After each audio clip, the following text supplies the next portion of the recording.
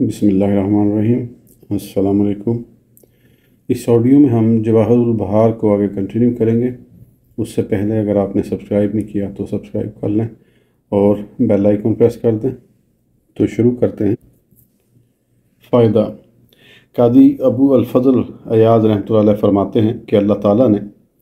یہ اپنے ناموں کی آخری نبی جناب سیدنا محمد رسول اللہ صلی اللہ تعالیٰ علیہ وسلم کو پوشاک پہنائی ہے۔ وہ فرماتے ہیں کہ اس فصل میں ایک نقطہ بیان کیا جائے اور اس پر اس قسم یعنی باب کو ختم کروں گا۔ اس نقطے سے ہر کم عقل اور بد فہم کا وہ اشتباہ دور ہو جائے گا جو اسے گزشتہ بیان میں ایک حدیث سے پیدا ہو گیا ہوگا۔ یہ نقطہ اسے شبہ کی کٹھن راہوں سے بچائے گا اور جھوٹ کی ملاوٹ سے دور رکھے گا۔ وہ یہ ہے کہ اللہ رب العزت کو اپنی عظمت، کبریائی، بادشاہی، اسم حسنہ اور اعلیٰ صفات میں مخلوق سے کوئی مشابہت نہیں، اور نہ مخلوق کا کوئی فرد اس کے مشابہ ہو سکتا ہے۔ لیکن جن الفاظ کا اطلاق شریعت مطہرہ میں خالق اور مخلوق دونوں پر ہوا ہے، حقیقت میں مشابہت وہاں بھی نہیں ہے، کیونکہ ذات قدیم کی صفات اور مخلوق کی صفات بالکل مختلف ہیں۔ جس طرح اللہ تعالیٰ کی ذات اور مخلوق میں کوئی مماثلت نہیں، اسی طرح باری تعالیٰ شانہ کی صفات اور مخلوق کی صفات میں بھی کوئی مشابہت نہیں ہے، کیونکہ مخلوق کی صفات کو عرض و غرض سے جدائی نہیں، جبکہ اللہ تبارک و تعالیٰ ان سے پاک اور منزہ ہے۔ علاوہ بری اللہ تعالیٰ کے اسماء حسنہ اور صفات یہ اس کی ذات سے جدا نہیں ہوتے، نہ ہو سکتے ہیں۔ اس سلسلے میں باری تعالیٰ شانہ کا یہ ارشاد کافی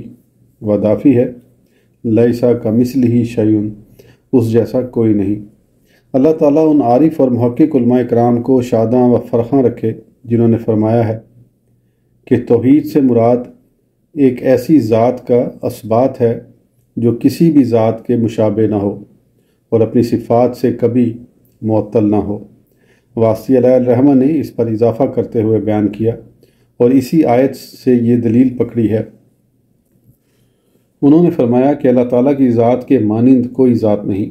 اس کے نام کی طرح کسی کا نام نہیں، اس کے فعل جیسا کسی کا فعل نہیں، اس کی صفات جیسی کسی میں کوئی صفت نہیں۔ اگر بظاہر الفاظ کی خالق اور مخلوق کے ناموں میں مطابقت نظر آئے تو یہ صرف الفاظ ہی کی مناسبت ہے، ورنہ اللہ تعالیٰ کی بلند و بالا ذات اس سے منزہ ہے کہ اس کی کوئی صفت حادث ہو، اور اسی طرح مخلوق میں صفت قدیمہ کا پایا جانا محال ہے۔ یہی اہل حق و صداقت یعنی اہل سنت و جماعت کا مہذب مذہب ہے رضی اللہ تعالیٰ عنہم۔ امام ابو القاسم کشیری رحمۃ اللہ علیہ نے اس بیان کو مزید واضح کرنے کی خاطر اس کی تفسیر کی ہے۔ وہ فرماتے ہیں کہ یہ حکایت توحید کے جامع مسائل پر مشتمل ہے۔ اللہ تعالیٰ کی ذات مخلوق یعنی حادث کی ذات کے مشابہ کیسے ہو سکتی ہے، حالانکہ ذات باری تعالیٰ تو اپنے وجود میں مستغنی بالذات ہے۔ اسی طرح اللہ تعالیٰ کا فعل مخلوق کے افعال کی مانند کیسے ہو سکتا ہے، حالانکہ یہ کسی فائدے کے حصول یا نقص کو دفع کرنے کے لیے ہے، اس میں خواہش کی تکمیل یا اغراض کو حاصل کرنے کا فعل نہیں،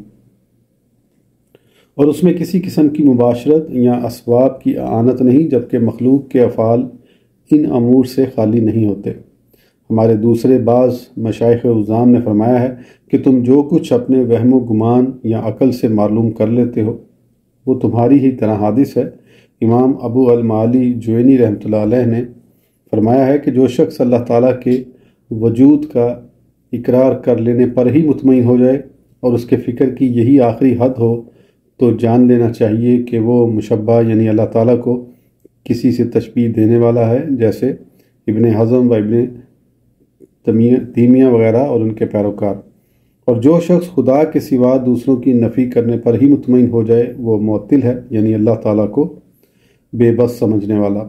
اور جو اس کے وجود کا یقین رکھتا ہو لیکن ذات و صفات باری تعالیٰ کی حقیقت کو معلوم کرنے سے عاجزی کا اقرار کرے وہ اصلی موحد ہے۔ حضرت ذوالنون مصری رحمۃ اللہ علیہ نے کیا خوب فرمایا ہے کہ توحید کی حقیقت یہ ہے کہ تو اللہ تعالیٰ پر یقین کرے کہ اشیاء پر اس کی قدرت بغیر چارہ جوئی اور اسباب کے ہے،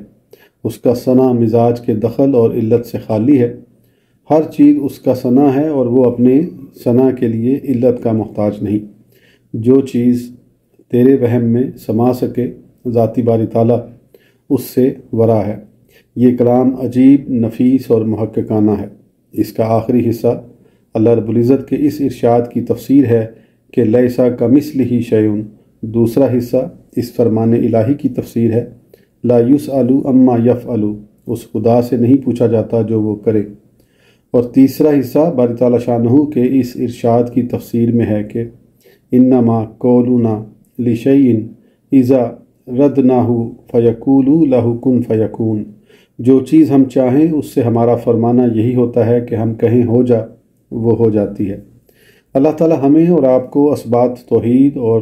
تقدیس و تنزیہ کے عقیدے پر قائم ثابت قدم رکھے اور تشبیہ و تعطیل سے بچائے جو ضلالت اور گمراہی کے راستے ہیں۔ صلاۃ اللہ تعالیٰ وسلام علیہ وبارک وسلم۔ معجزات سید المرسلین۔ قاضی ایاز رحمۃ اللہ علیہ نے کتاب الشفا کی قسم اول کے چوتھے باب میں فرمایا ہے، اور یہ باب انہوں نے نبی آخر الزمان صلی اللہ تعالیٰ علیہ وسلم کے معجزات اور خصائص و کرامت ہی کے لیے مختص کیا ہے کہ اس باب میں ہم ان مشہور معجزات کا ذکر کریں گے جو دیگر کتنے ہی معجزات کے سرچشمے ہیں، تاکہ یہ باب اظہر من الشمس ہو جائے کہ سرور کون و مکان صلی اللہ تعالیٰ علیہ وسلم کی بارگاہ خداوندی میں کیسی عظیم قدر و منزلت ہے۔ اس سلسلے میں ہم تحقیق شدہ اور صحیح احادیث مقدسہ ہی پیش کریں گے، جن میں سے اکثر توحید یقین کو پہنچی ہوئی ہیں اور بعض ان کے قریب تر ہیں۔ کچھ ایسی روایات بھی ہم نے پیش کی ہیں جو مشہور اکابر یعنی ائمہ دین کی تصانیف میں موجود ہیں، یعنی انہوں نے جن سے استناد کیا ہے۔ جب ایک منصف مزاج آپ کے ان حالات میں غور و فکر کرے جو ہم نے نبی کریم صلی اللہ تعالیٰ علیہ وسلم کے خوشنما نقوش قدم، قابل تعریف سیرت، علمی رفت، عقلی کمالات، حلم اور جملہ کمالات عالیہ و خصائل محمودہ اور ارشادات مقدسہ کے بارے میں بیان کیا ہے، تو اسے آپ کی نبوت اور دعوت کی صداقت و صحت کے بارے میں کسی شک و شبے کی گنجائش نہیں ملے گی، اور یہی ایک بات مسلمان ہونے اور آپ پر ایمان لانے کے لیے کافی ہے۔ ہم نے ترمذی اور ابن کانے وغیرہما سے ان کی اسانید کے ساتھ روایت کی ہے کہ عبداللہ بن سلام رضی اللہ تعالیٰ عنہ نے فرمایا کہ جب نبی کریم صلی اللہ تعالیٰ علیہ وسلم ہجرت کر کے مدینہ منورہ تشریف لائے تو میں آپ کی زیارت کے لیے حاضر ہوا۔ جب میں نے آپ کے چہرہ انور کو دیکھا تو مجھے دیکھتے ہی یقین حاصل ہو گیا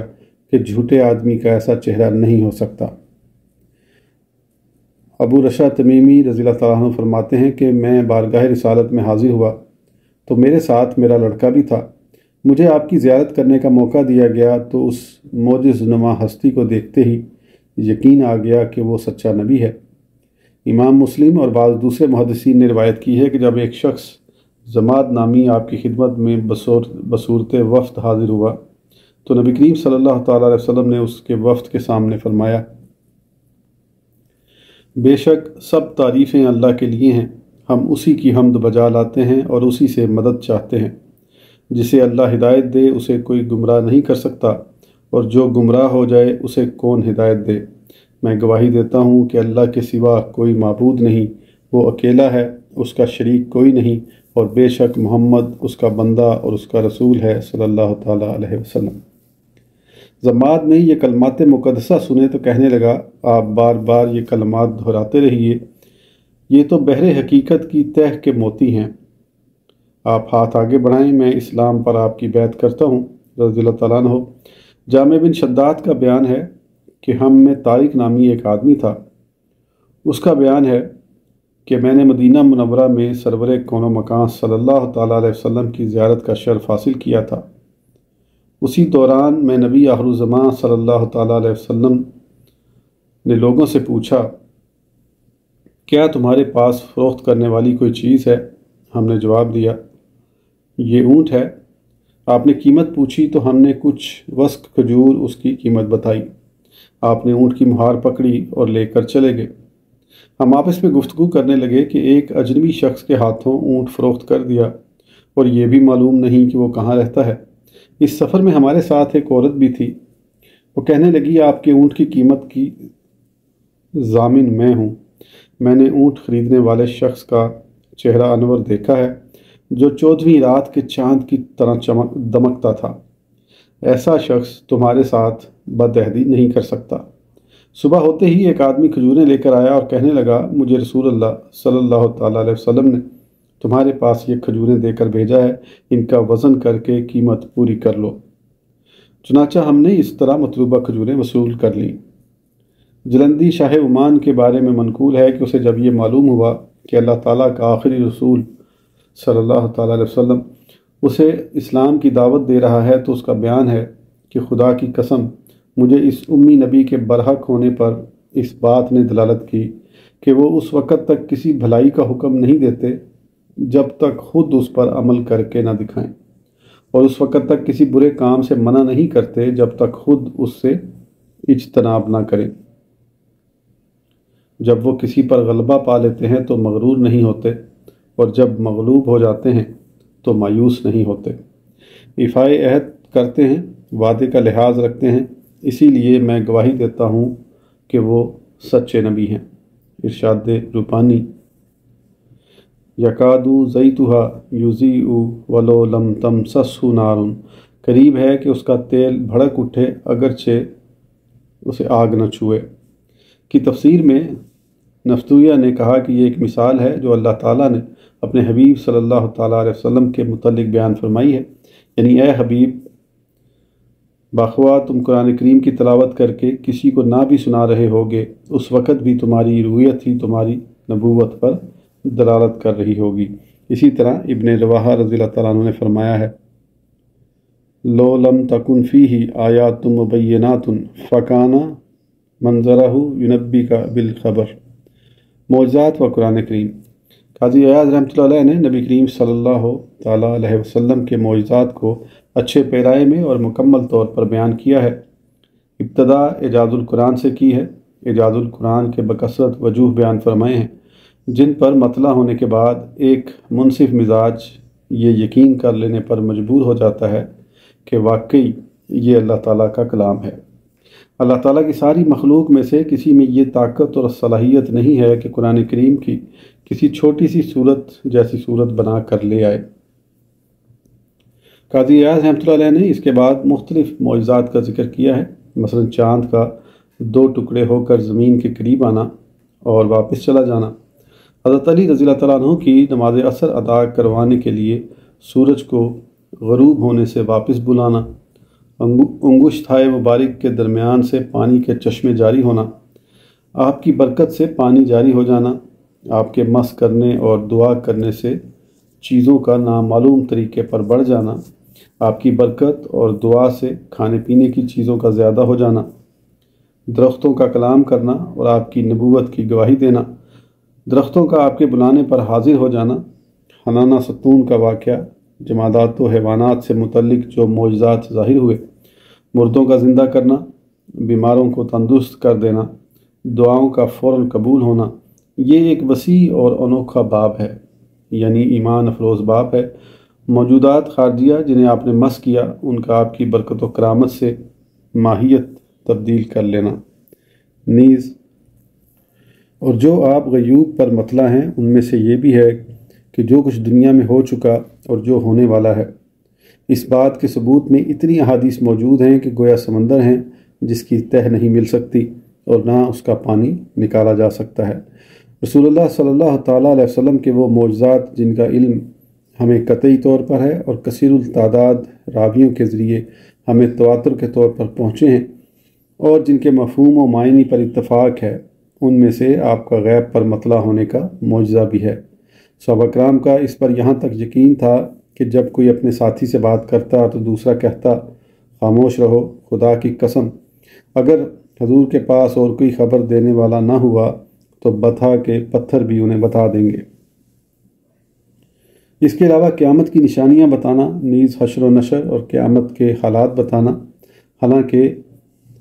اس فصل کے لیے ایک مستقل کتاب کی ضرورت ہے جو کتنے ہی اجزاء پر مشتمل ہو سکتی ہے۔ علاوہ بری لوگوں کے شر سے باری تعالیٰ شانہ کا اپنے حبیب صلی اللہ تعالیٰ علیہ وسلم کو محفوظ رکھنا اور ان کی اذیتوں سے آپ کو بچائے رکھنا، نیز دشمن آپ کو ختم کرنا چاہتے تھے لیکن نہ کر سکے۔ قاضی ایاز رحمۃ اللہ علیہ نے مذکورہ اقسام کے بے شمار معجزات کا ذکر کیا ہے، حتیٰ کہ فرمایا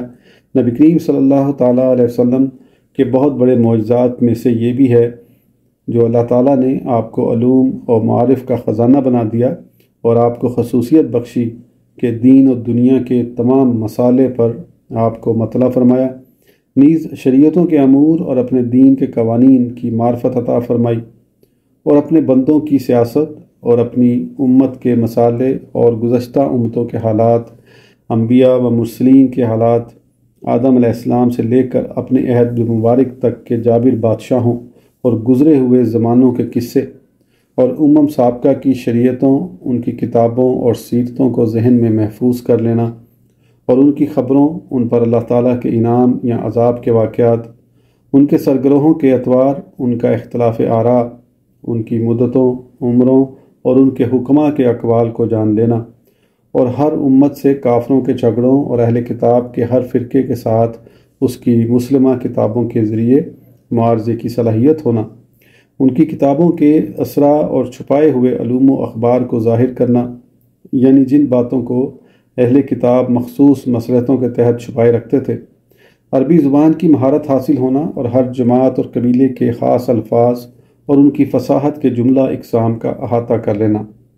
ان کے واقعات و حوادث، مثالیں، حکمتیں اور ان کے اشعار کے معنی حفظ کر لینا، سارے جامع کلمات کو معرفت کی جانب خاص کر دینا اور صحیح محاورات و ضرب الامثال کی معرفت ہونا، اور حکم کو واضح اور عام فہم لفظوں میں بیان کرنا، اور ہر مشکل بات کو ایسے آسان لفظوں میں واضح بیان کرتے کہ ان کے فہم کے نزدیک ہوتی چلی جاتی۔ وہ شریعت مطہرہ جس میں کوئی تناقض نہیں ہے، اس کے شروع میں قواعد کو آسان طریقے سے بیان کیا ہے، اور شریعت میں کوئی کمزوری بھی نہیں ہے جو کہ ہمارے لیے نازل ہوئی۔ شریعت محمدیہ تو اچھے اخلاق اور قابل تعریف آداب پر مشتمل ہے، اور اس کی ہر بات واضح پسندیدہ ہے جس کا عقل سلیم رکھنے والا ایک ملحد بھی انکار نہیں کر سکتا، لیکن اس شخص کا معاملہ ہی دیگر ہے جس کو بدبختی اور رسوائی نے جکڑ رکھا ہو۔ یہاں تک کہ دور جاہلیت میں کسی منکر اور کافر نے بھی جب نبی آخر الزمان صلی اللہ تعالیٰ علیہ وسلم کے مقدس پیغام کو سنا تو اس کو بھی تصویب و تحسین کے سوا اور کوئی چارہ کار نظر نہ آیا، اور آپ کی حقانیت پر دوسری کسی دلیل کا مطالعہ تک نہیں کیا۔ اس کے ساتھ ہی طیبات کو اپنی امت کے لیے حلال اور خبائث کو حرام ٹھہرایا، اور مسلمانوں کی جان، مال اور عزت و آبرو کو دوزخ سے بچانے کی خاطر تعزیرات اور حدود قائم کر کے محفوظ فرمایا۔ ایسی باتوں کا اہتمام وہی ماہر شخص کر سکتا ہے جس نے علم حاصل کیا اور کتابوں کو پڑھا ہو، نیز مختلف علوم و فنون کی تحصیل میں مہارت حاصل کی ہو، جیسے طب، خوابوں کی تعبیر، میراث و وراثت، حساب، انصاب اور دیگر ایسے ہی علوم۔ حالانکہ ان علوم کے ماہرین نے جب آپ کے ارشادات عالیہ میں غور و فکر کیا تو انہیں اپنے تجربات کی بنیاد اور الاصول پایا۔ قاضی ایاز رحمۃ اللہ علیہ نے اس کے بعد چند وہ احادیث نقل فرمائی ہیں جن کا تعلق مذکورہ بالا علوم و فنون سے ہے۔ اس کے بعد فرشتوں اور جنوں کے متعلق آپ نے جو خبریں دیں انہیں نقل فرمایا، نیز آپ کی نبوت کے دلائل اور رسالت کی علامتوں کا ذکر کیا، اور احبار و رہبان اور علماء اہل کتاب نے آپ کی اور امت محمدیہ کی جو صفات، اسماء اور علامات بیان کی ہیں انہیں نقل کیا، اور مہر نبوت کا تذکرہ کیا جو آپ کے دونوں کندھوں کے درمیان تھی، اور جس کا ذکر گزشتہ مؤخرین کے اشعار میں بھی پایا جاتا ہے۔ نیز کاہن جس کی خبر دیا کرتے تھے، اور غائب جنوں، بتوں اور تصویروں کے اندر سے بارہا آوازیں سنی گئی۔ اسی طرح قدیم زمانے کے طریقہ تحریر میں پتھروں اور قبروں پر آپ کا اسم گرامی اور آپ کی رسالت کی گواہی لکھی ہوئی پائی گئی۔ اس سلسلے کے اکثر واقعات مشہور و معلوم ہیں، لیکن اسی شخص کے لیے جو نبی کریم صلی اللہ تعالیٰ علیہ وسلم کی سیرت مقدسہ پر مطلع ہے، اور ہم علامہ یوسف بن اسماعیل نبھانی رحمۃ اللہ علیہ نے اپنی کتاب حجۃ اللہ علی العالمین میں اس موضوع پر شرح و بسط سے لکھا ہے۔ آج کی آڈیو کے لیے اتنا ہی، پھر انشاءاللہ اگلی آڈیو میں آگے کنٹینیو کریں گے۔ اس وقت تک کے لیے اجازت دیجیے، سبسکرائب کرنا نہ بھولیں۔ اللہ حافظ۔